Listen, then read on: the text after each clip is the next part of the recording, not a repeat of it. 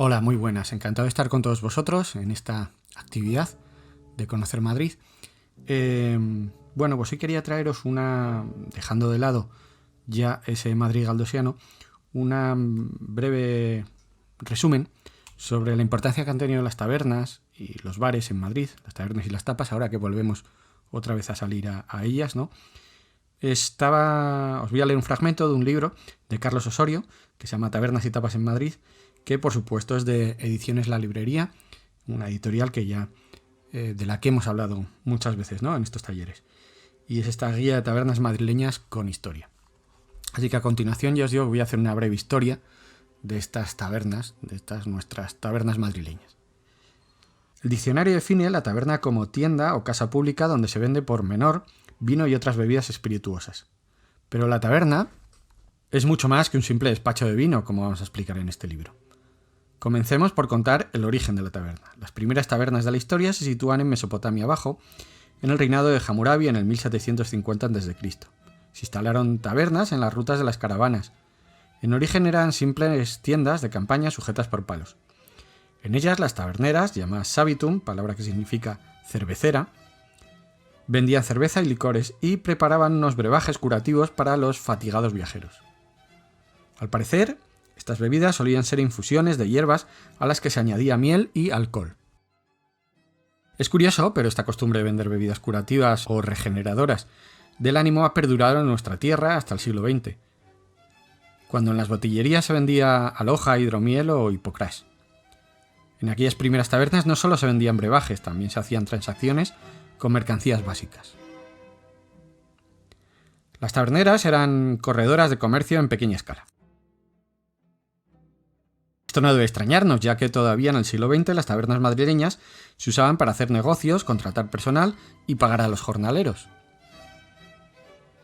Bien, volviendo a los orígenes, digamos que en el siglo V a.C. tuvieron bastante fama las tabernas de Libia, hasta el punto de que el historiador Heródoto atribuía a los libios la invención de la taberna.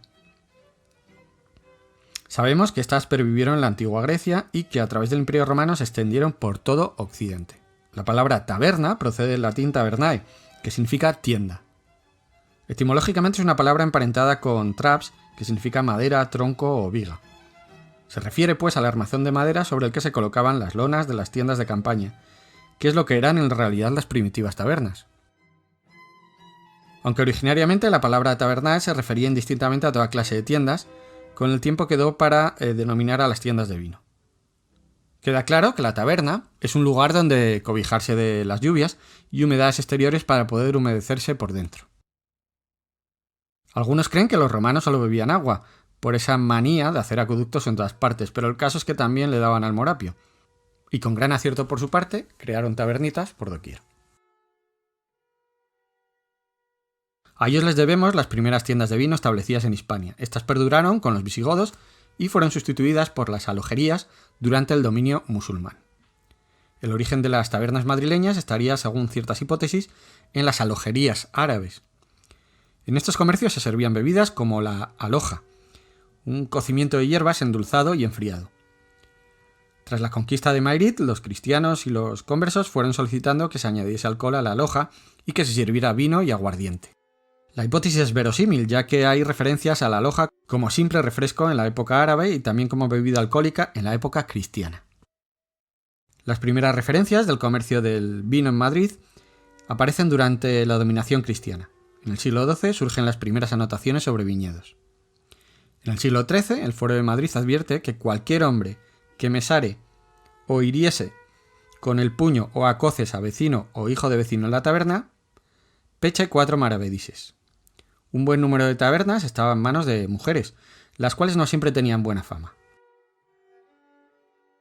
Alfonso X el Sabio, en el Código de las 7 Partidas, imponía que las personas ilustres no podrán tomar barra gana que fuese tabernera.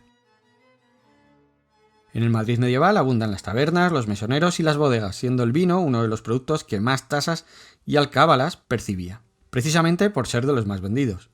Una de las primeras ordenanzas de la villa, en 1476, refiere que las tabernas han de vender vino sin mezclar, y este ha de proceder necesariamente de los pueblos de alrededor. En 1481, el libro de acuerdos del Consejo madrileño ordena que quien vendese vino aguado, que le den 100 azotes y pierda el vino.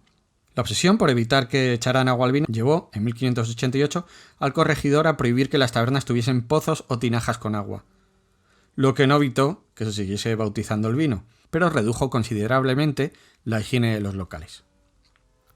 En 1613 se prohibía que trabajase en las tabernas otra mujer que no fuera la esposa del tabernero, salvo que la contratada tuviera más de 40 años. Con ello se trataba de evitar la trata de blancas, tan habitual en dicho siglo. También en el 17 muchas tabernas se convirtieron en casas de juego, actividad que finalmente fue prohibida. En el siglo XVIII continuaron las prohibiciones. Se condenaba que las tascas tuviesen pozos o mangas en que aclarar el vino. Se vetaban los juegos de naipes y dados. No podía haber cortinajes que tapasen la visión del interior.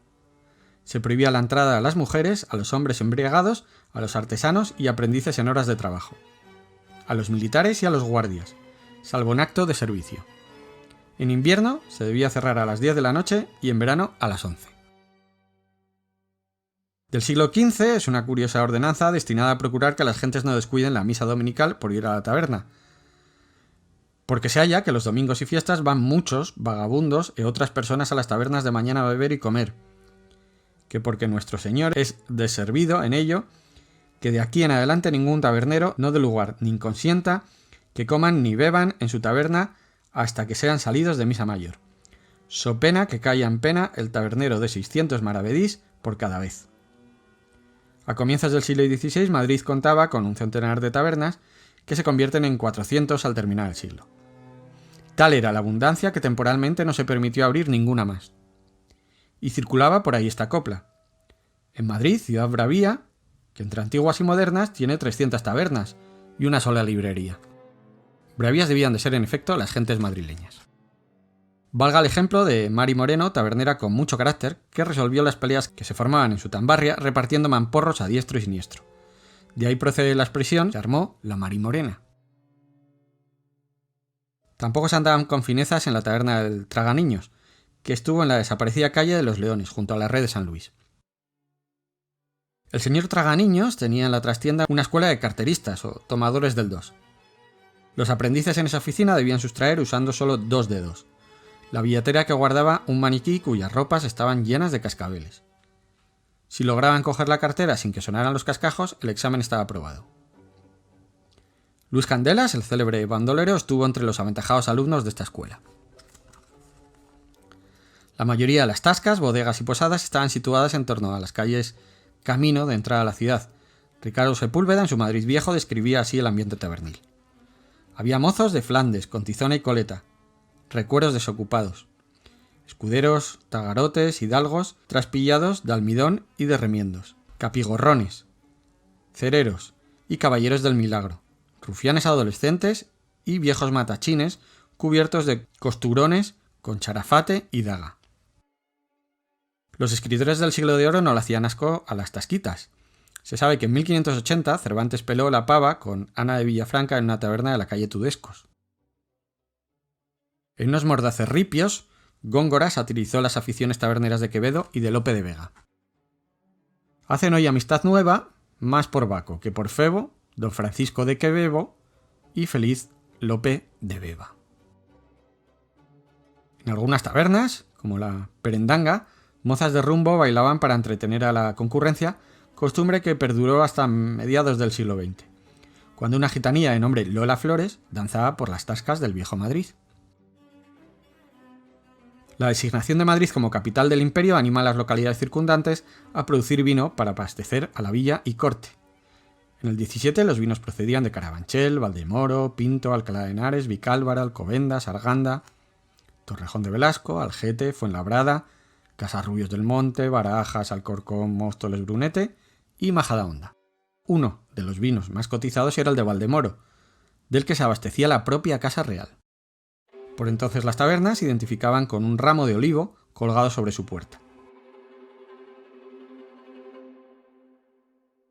Bueno, espero que os haya gustado esta introducción al mundo de las tabernas, las tapas y las tascas del viejo Madrid, que han formado una parte de la historia del Madrid más popular, pero al fin y al cabo historia. Bueno, con este vídeo también quería despedirme de vosotros, a la espera de poder volver a mantener la actividad de la forma presencial que estábamos manteniendo anteriormente. Así que os deseo muy buen verano, que tengáis muchísima salud, mucha salud os deseo, y nos vemos a la vuelta. Cuidaros mucho, gracias. Adiós.